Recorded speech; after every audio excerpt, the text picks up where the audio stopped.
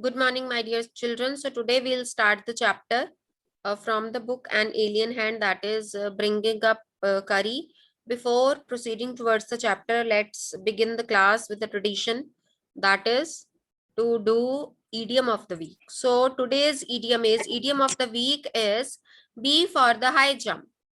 So its meaning is, if someone is for the high jump, they are going to get into serious trouble or be severely punished for something they have done wrong.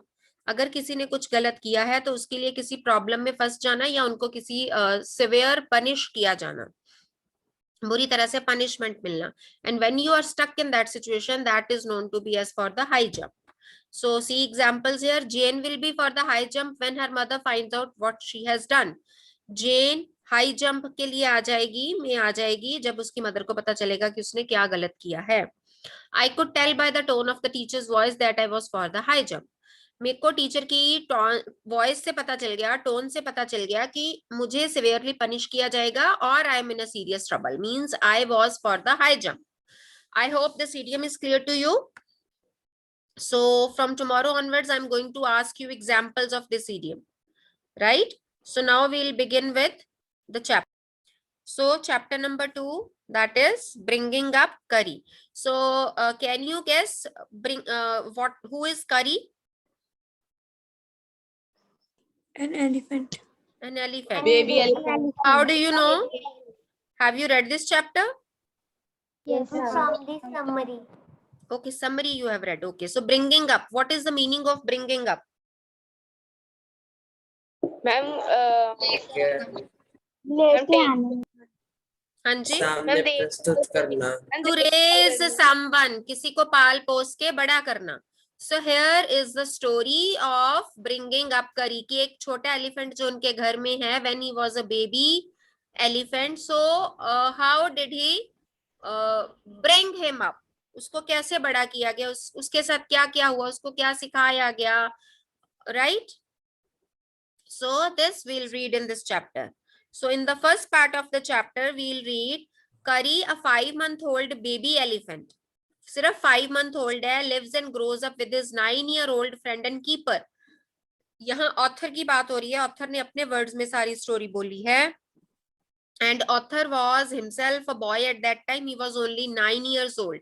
जब उसको उसका as a keeper रखा गया. Keeper means उसको पालने पोसने वाला, उसकी देखभाल करने वाला, उसको ब्रिंग अप करने वाला. Curry does not eat much, just about 16 kilograms of delicious twigs a day. ज्यादा नहीं खाता, बस 16 kilograms twigs ही खाता. And what are twigs?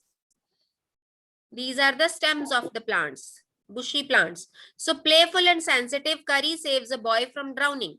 So although he is playful, but he is sensitive at the same time. And the first thing that he does, that he saves a boy from drowning. Drowning means डूबना.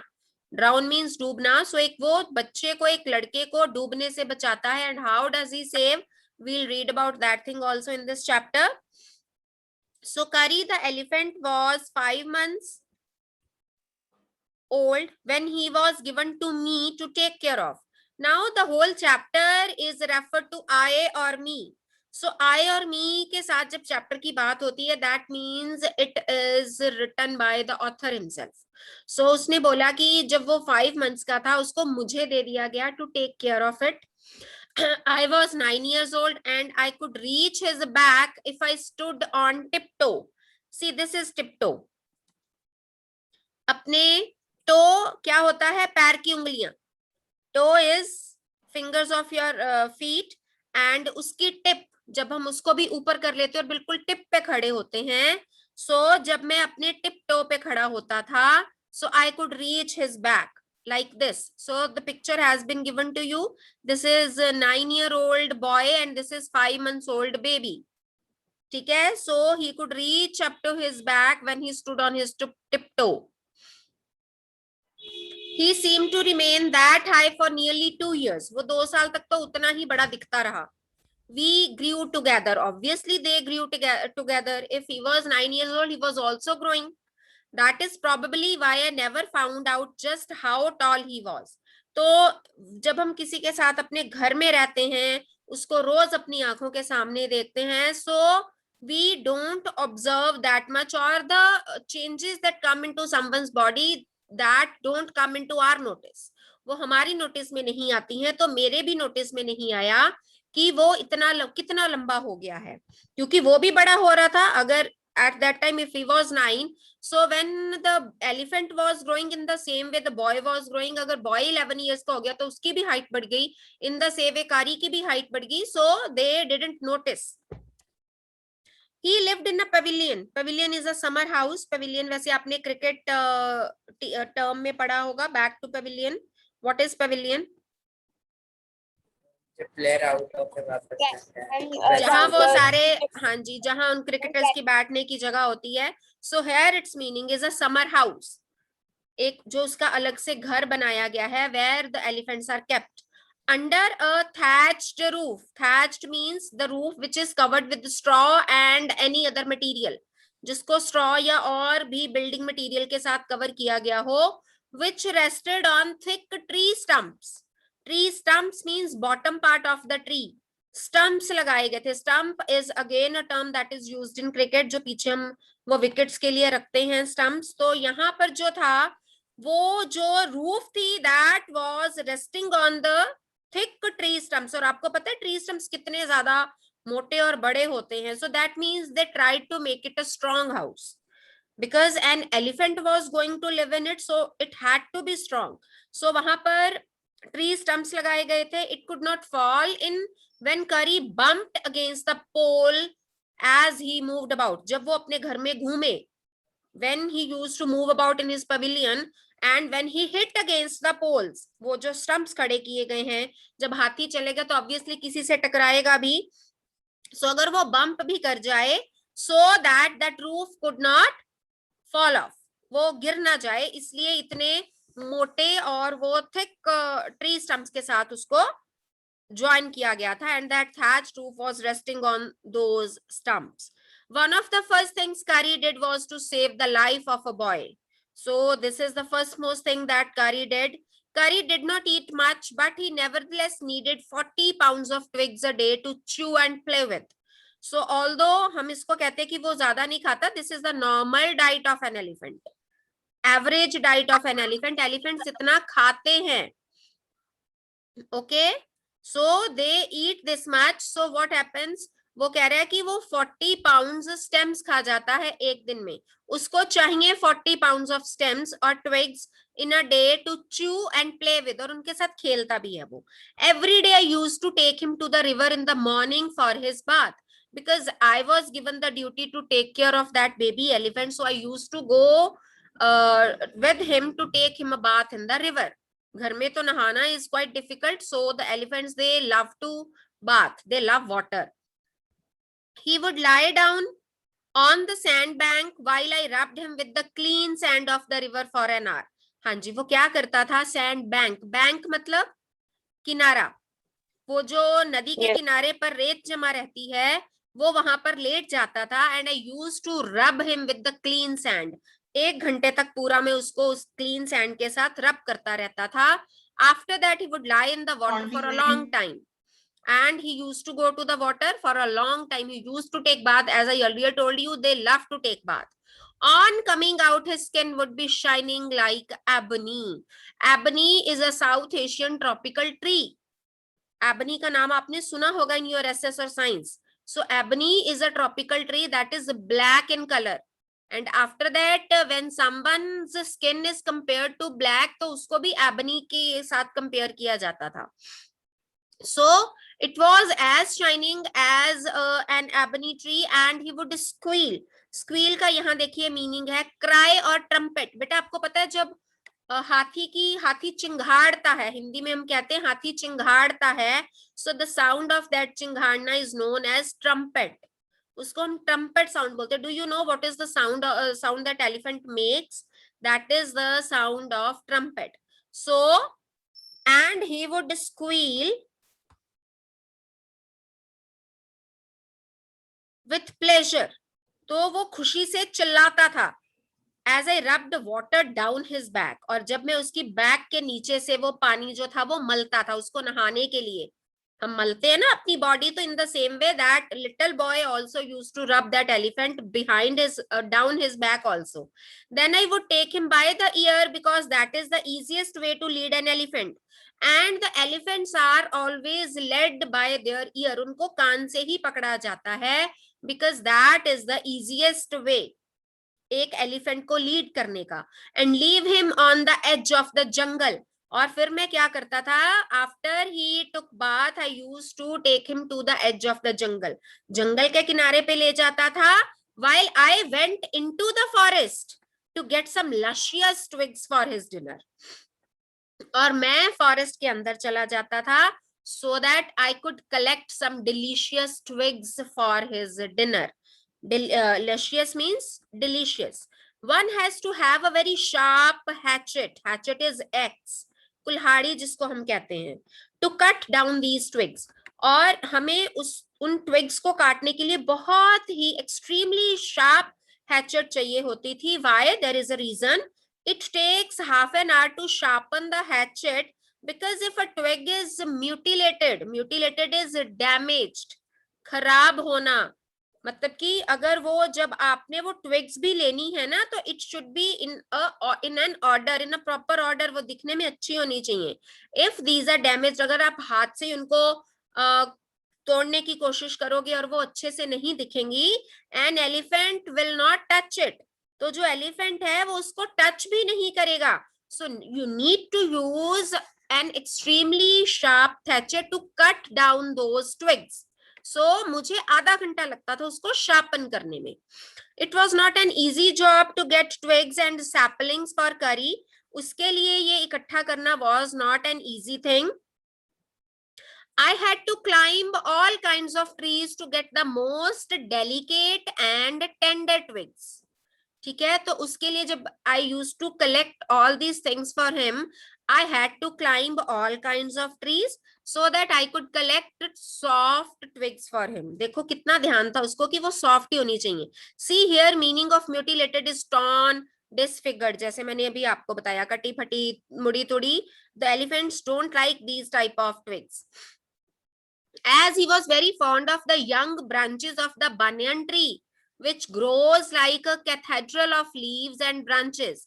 उसको बहुत शौक था banyan tree. Banyan tree कौन सा tree होता है? And largest tree. बरगद का पेड़. सो उसको बरगद के पेड़ की जो ब्रांचेस थी जो किसकी तरह ग्रो करती थी, like a cathedral. What is cathedral? Church. Church की तरह वो जो ग्रो करती थी, चर्च बनी हुई थी जैसे लीव्स और ब्रांचेस की ना चर्च बनी होती है. आपको पता है चर्च की शेप कैसी होती है? तो लीव्स और ब्रांचेस की वो जो शेप होती थी उसकी तरह जब वो बनियन ट्री ग्रो करता था. And Kari was fond of the young branches of that banyan tree. I was gathering some one spring day in March. So now here the author is telling about one specific day, and that day was in March, when I suddenly heard Kari calling to me in the distance. In the distance means दूरी से. जब मुझे दूर से कारी की आवाजें आती सुनाई दी. As he was calling me. As he was still very young, the call was more like that of a baby than an elephant. Elephant की sound सबको पता है कैसी होती है. So because he was still a baby, so उसकी आवाज ऐसी ही थी जैसे एक बच्चे की होती है. I thought somebody was hurting him. मुझे लगा कि कोई इसको तंग कर रहा है. So I came down from my tree and ran very fast to the edge of the forest. So I just ran to that part of the edge where I had left him. जहां मैंने उसको छोड़ा था. But he was not there. वो वहां था ही नहीं. तो कहां चला गया वो? I looked all over, but I could not find him. I was very much panicked. I was very much scared. I tried to look for him everywhere, पर मैं उसको नहीं ढूंढ सका. I went near the edge of the water and I saw a black something struggling above its surface. तो जब मैं as पे गया, पानी की एज पे गया, तो मैंने कुछ ब्लैक सा, कुछ काले से रंग का स्ट्रगल करता हुआ देखा पानी के सरफेस के ऊपर. और वो ब्लैक क्या हो सकता है? That was Kari. Then it rose higher. फिर वो थोड़ा सा और ऊंचा उठा. And it was the trunk of my elephant. What is trunk? Ma'am सूंड। सूंड, हाथी की सूंड को हम ट्रंक कहते हैं। सो वो जो काली काली सी चीज थी, that was the trunk of my elephant. I thought he was drowning, मुझे क्या लगा कि वो डूब रहा है।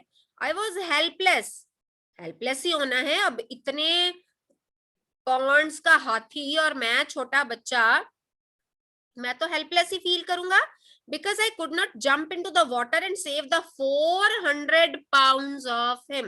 And what was the weight of that baby elephant? That was 400 pounds, since he was much higher than I. और वो मेरे से काफी लंबा ऊंचा था. But I saw his back rise above the water. और जैसे ही मैंने देखा कि उसकी जो बैक है, जो उसकी पीठ है, वो पानी के ऊपर राइज हो रही है, and the moment he caught my eye means कि उसकी नजरें मेरी नजरों से मिली, he began to trumpet, उसने दोबारा से क्राई करना शुरू कर दिया, आवाजें निकालनी शुरू कर दी, and struggle up to the shore, और किनारे पे आने के लिए वो स्ट्रगल करने लगा. Then still trumpeting, he pushed me into the water. What did he do? He was crying and crying and crying. He was making the sounds, and doing so, he just pushed me into the water. उसने मुझे पानी में धक्का दे दिया. And as I fell into the stream, और जैसे ही मैं नदी में गिरा, I saw a boy lying flat on the bottom of the river. So मेरे तो होश ही उड़ गया. I saw a boy who was drowning, who was lying flat on the bottom of the river, जो river के नीचे बिल्कुल bottom में flat लेटा हुआ था, means that he was drowning. He had not altogether touched bottom, although उसने वो पूरा bottom को touch नहीं किया था, but was somewhat afloat. Afloat का meaning होता है floating, not sinking. Sink होता है बिल्कुल डूब जाना, बिल्कुल bottom के साथ लग जाना, but that boy, he was not completely sunk. वो पूरी तरह से नहीं डूबा था. He was somewhat afloat, वो थोड़ा सा फ्लोट कर रहा था. फ्लोट होता है जैसे हम तैरते हैं, तैरने की पोजीशन, पानी में, पानी के सरफेस के ऊपर ऐसे चलना. I came to the surface of the water to take my breath. मैं दोबारा से पानी के सरफेस के ऊपर आया, so that I could have my breath. And there Kari was standing, और कारी वहां पर खड़ा था. His feet planted in the sand bank, और वो क्या कर रहा था? He was trying to maintain his position to save both of them, author and as well as that boy. उसने अपने जो पैर थे वो जमा लिए थे रेत के अंदर, फिक्स कर लिए थे. And his trunk stretched out like a hand waiting for mine. और उसने जो अपनी ट्रंक थी, हम नीचे देखेंगे, see like this, उसने जो अपनी ट्रंक, यहाँ तो उसने कुछ चलो घेरा डाल लिया ना उसके ऊपर, बट उसने जो अपनी ट्रंक थी वो स्ट्रेच कर ली थी लाइक हैंड, जैसे कि हम अपना हाथ आगे बढ़ाते हैं. अपनी जरा बांह खोलिए, अपने हाथ को ऐसे जरा आगे कीजिए. So this is the position of stretching your hand and arm, waiting for mine, ताकि वो मैं अपना हाथ उसकी उसमें दे सकूं. आई डाइव्ड डाउन अगेन, मैं दोबारा से अंदर मैंने डाइव किया, क्योंकि बाहर तो मैं सिर्फ सांस लेने आया था. I dived down, dive means गोता लगाना, again, and pulled the body of the drowning boy to the surface. And I tried to pull that boy to bring him to the surface, but not being a good swimmer, because I was not that much good swimmer, I could not swim ashore. Ashore means shorewards या landwards, shore की तरफ या land की तरफ. shore होता है किनारा, the shore of the stream. So मैं उसको swim करके अपने साथ shore की तरफ नहीं ला सका. And the slow current was already dragging me down. current होता है पानी का करंट. किसका करंट? पानी का करंट. तो जो पानी की जब वो चलती हैं, वेव्स चलती हैं, तो उसको हम करंट बोलते हैं. और वो जो करंट था मुझे नीचे ड्रैग कर रहा था, नीचे की ओर खींच रहा था. I was trying to come up, but the current was trying to drag me down. Seeing us drift by in the current. Drift is to be carried slowly by the current of water. उस current के साथ धीरे धीरे आगे चलना. तो जैसे ही कारी ने देखा, seeing us drift by in the current, कारी who was usually slow and ponderous, जो usually बहुत slow है या clumsy है. ponderous होता है being slow or clumsy because of your heavy body. ponderous हम उसको कहते हैं because of your heavy body you are slow and clumsy, जो usually बहुत slow होता है suddenly darted down like a hawk, उसमें भी जान आ गई, and he just moved, he just ran down like a hawk. hawk वो चीलें देखी है, चील जो ईगल के जैसे hawk होता है, उसकी तरह वो झपटा, उसकी तरह वो भागा, उसकी तरह वो मूव किया, and came half way into the water, और he tried to come into the half way, और वो आधे रास्ते तक आ गया पानी के. Where I saw him stretch out his trunk again, जहां मैंने दोबारा देखा कि उसने अपनी जो ट्रंक है दोबारा से स्ट्रेच कर ली है. First he was standing on the edge of the river and he was fixing his feet in the sand, but when he saw कि I was not a good swimmer and I was being drifted by the current, so he just ran like a hawk and came halfway into the water to give me his hand. I raised up my hand to catch it. मैंने अपना हाथ ऊपर उठाया उसको पकड़ने के लिए, and it slipped, पर मेरा हाथ स्लिप कर गया. I found myself going under the water again. मैंने दोबारा से देखा कि मैं पानी के अंदर जा रहा हूं. But this time I found that the water was not very deep. पर जहां ऐसा हुआ वहां पर मुझे लगा कि पानी ज्यादा डीप नहीं था. So I sank to the bottom of the river. तो मैं बिल्कुल रिवर के बॉटम तक नीचे चला गया, सिंक कर गया, and doubled my feet. आप पानी के अंदर फीट कैसे डबल करते हो? You know that position very well. जब हम अपनी टांगों को फोल्ड कर लेते हैं. And I doubled my feet under me and then suddenly kicked the river bed. River bed. What is river bed? The ground over which a river flows. नीचे तो बेटा, हाँ जी, नीचे तो जमीन होती है ना जिसके ऊपर पानी बहता है. तो मैंने क्या किया, अपनी लातों को डबल करके उस ग्राउंड को किक करके ऊपर आने की कोशिश की. आपको पता है when we do like this, जब हम अपनी टांगों से किसी चीज को ऐसे किक करके अपनी बॉडी को ऊपर स्ट्रेच करते हैं तो उससे होता कि हमारी बॉडी वाटर के ऊपर आनी शुरू हो जाती है. हम नीचे से फोर्स लगाते हैं अपनी बॉडी को ऊपर पुश करने के लिए. तो इसी तरह से इन the same way I just applied force through my legs, through my feet to push myself upwards and so shot upwards like an arrow. और इस तरह फोर्स लगाने से मैं एक एरो की तरह शूट हुआ, in spite of the fact that I was holding the drowning boy with my hand. See this picture. और ये फैक्ट है कि ऐसा करने के टाइम भी मैं उस डूब रहे लड़के को अपने हाथों में पकड़े हुए था. Like this. This is the position what he was doing at that time. As my body rose above the water, I felt a lasso around my neck. Lasso is a rope having a loop at the end. देखिए बेटा, the meaning of lasso has been given here. That is rope with the noose. Noose पता क्या होता है? वो जब हम रस्सी को एक नॉट बांध लेते हैं, जैसे फांसी की गांठ होती है ना, वो राउंड शेप की बन जाती है. That is called a noose. That's why I have written its meaning like a loop. वो गोला बन जाता है, जैसे हम लूप्स पहनते हैं, बालियां बनती है ना राउंड शेप में. सो एक ऐसी रस्सी जिसके एंड पे लूप हो. So I felt a lasso around my neck. तो मैंने अपनी गर्दन के आसपास एक lasso फील किया. So this is the lasso. That was not actually a rope. It was the trunk of Kari. This frightened me. मुझे बहुत डर लगा. I thought some water animal was going to swallow me. क्योंकि मेरी गले के आसपास उसने अपनी जकड़ बना ली थी, तो मुझे लगा some water animal is there like a crocodile or an alligator and he is going to swallow me. और अब वो मुझे निगल जाएगा. I heard Kari squealing. फिर मुझे अचानक से कारी के क्राई करने की आवाज आई and I knew it was his trunk. फिर मुझे थोड़ा सा सुकून मिला कि it was not other than Kari's trunk. He pulled us both ashore. और उसने हम दोनों को पकड़कर किनारे पे ला दिया.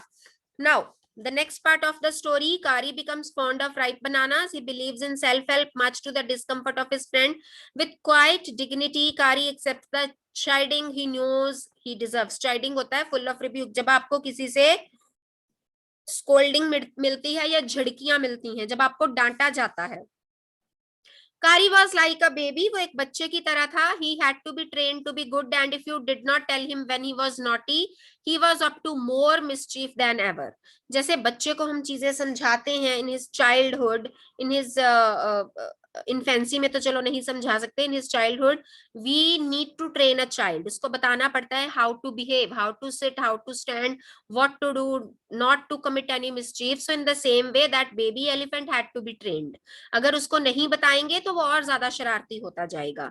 For instance one day somebody gave him some bananas to eat. एक दिन क्या हुआ, now the instance is very much funny and hilarious, बहुत अच्छा है, बड़ा इंटरेस्टिंग सा है. किसी ने उसको बनानास दिए खाने के लिए. Very soon he developed a great love for ripe bananas. तो बड़ी ही जल्दी उसको पके हुए बनानास के साथ बड़ा प्यार सा हो गया. We use to keep large plates of fruit on a table near a window in the dining room. So in our dining room we use to keep large plates of fruit. बहुत बड़ी बड़ी plates रखी जाती थी fruit की. One day all the bananas on the table disappeared. एक दिन क्या हुआ, वो टेबल पर सारे बनानास डिसअपीयर हो गए. And my family blamed the servants for eating all the fruit in the house. और जो फैमिली थी सबसे पहले उन्होंने ब्लेम किस पे किया, हमारे सर्वेंट्स पे. Obviously the first blame that we keep on somebody that is the servants of our home. So उस पर इल्जाम लगाया गया. A few days later the fruit disappeared again. दोबारा से फ्रूट डिसअपीयर हो गया. Sorry, this time the blame was put on me. अब अगर सर्वेंट्स कोई काम गलत नहीं करते तो किसको माना जाता है कि बच्चे गलत काम करते हैं. So the blame was put on मी. फिर मेरे पे ब्लेम लगा दिया गया. And I knew I had not done it. It made me very angry with my parents and the servants. तो मेरे को अपने पेरेंट्स और सर्वेंट्स पे बड़ा गुस्सा आए. For I was sure they had taken all the fruit. क्योंकि मुझे लगता था कि मेरे पेरेंट्स या सर्वेंट्स ने फ्रूट ले लिया है. And to hide their mischief they are putting on their blame on me. The next time the fruit disappeared, फिर उसके बाद जब fruit disappear हुआ, I found a banana all smashed up in Kari's pavilion. अब मैंने देखा कि एक जो बनाना है smashed, जिसको कुचल दिया गया हो. कुचलना पता क्या होता है ना, that is damaged by violent action, जिसको बड़े गुस्से में आके मसला जाना, that is known as smashed up. तो मेरे को कारी की पवेलियन में उसके समर हाउस में एक बनाना smashed up मिला. This surprised me very much. मुझे बहुत ही ज्यादा सरप्राइज हुआ. For I had never seen fruit there. क्योंकि मैंने इससे पहले कभी वहां फ्रूट देखा ही नहीं था. As you know, he had always lived on twigs, because we know we used to collect twigs for him and we never gave him a fruit. Next day, while I was sitting in the dining room wondering whether I should take some fruit from the table. और एक दिन जब मैं dining table room में बैठा हुआ था और मैं सोच ही रहा था कि मैं अपने लिए कुछ फ्रूट ले लूं टेबल से या ना लूं. What happened? Without my parents' permission, लूं अपनी पेरेंट्स की परमिशन के बिना, के ना लूं, a long black thing very much like a snake. और एक ये वाली, ये देखो स्नेक लग रहा है कि नहीं लग रहा. See this picture. Anyone could be in this confusion कि this is a snake. कोई इसको ट्रंक नहीं बोलेगा. It is just looking like a snake. देखिए इस तरह से. So एक कोई बहुत मोटी सी और सॉरी लंबी सी और ब्लैक रंग की चीज very much like a snake suddenly came through the window. अचानक से खिड़की के पास से आई and disappeared with all the bananas. और सारे बनानास लेके वो disappear हो गई. I was very much frightened, obviously, because I thought that it was a snake. So I was frightened because I had never seen snakes eat bananas. क्योंकि मैंने कभी नहीं देखा कि बनाना जो snakes हैं they eat bananas. Have you ever seen? किसी सांप को बनानास खाते हुए देखा है? No, ma'am. No, ma'am. So इस तरह से मैंने भी नहीं देखा. तो I was very much frightened and I thought it must be a terrible snake. और मुझे लगा कि बहुत ही भयंकर सा सांप है. That would sneak in and take fruit. कि जो धीरे धीरे स्लाइड करके या क्रीप करके. What is creep? What is रेंगना? Yes. तो रेंग के आएगा और सारा फ्रूट ले जाएगा. I crept out of the room. और मैं भी रेंग रेंग के कमरे से बाहर निकला. And with great fear in my heart ran out of the house. और मुझे इतना डर लगा कि मेरे घर के अंदर सांप आ गया है. So I just moved out of the house, feeling sure that the snake would come back into the house, eat all the fruit and kill all of us. क्योंकि मुझे ये डर था कि वो जो स्नेक है अभी तो सिर्फ वो बनानास लेके गया है, but he would come again and he would take all the fruit and he would kill us. और इस डर से मैं घर से बाहर भाग गया. वो घर के अंदर आएगा तो मुझे घर के बाहर होना चाहिए. यही होता है ना हमारे दिमाग में कि अगर वो घर के अंदर है तो हम घर से बाहर भाग जाएं. As I went out, I saw Kari's back disappearing in the direction of the pavilion. तो जैसे मैं बाहर निकला मैंने देखा कि जो कारी है वो डिसअपियर हो रहा है उस डायरेक्शन में जिस तरफ उसका घर उसका पवेलियन है. मींस कि वो पवेलियन के अंदर जा रहा है. And I was so frightened that I wanted his company to cheer me up. और मैं इतना डरा हुआ था कि मुझे लग रहा था कि I wanted someone's company. I mean I wanted Carrie's company so that कि मैं उसके साथ रहूं और मैं अपना जो डर है उसको उस पे काबू पा सकूं. I could control my anger. I ran after him into the pavilion and I found him there eating bananas. मैं जैसे उसके पीछे भागा. वो क्या कर रहे थे महाराज? वो बनानास खा रहे थे. I stood still in astonishment. Astonishment means amazement, हैरानी. मैं वहीं पर आंखें खोले खड़ा रह गया, हैरानी से खड़ा रह गया. The bananas were lying strewn. Strewn means untidily scattered. बहुत ही गंदे तरीके से इधर उधर बिखरे होना.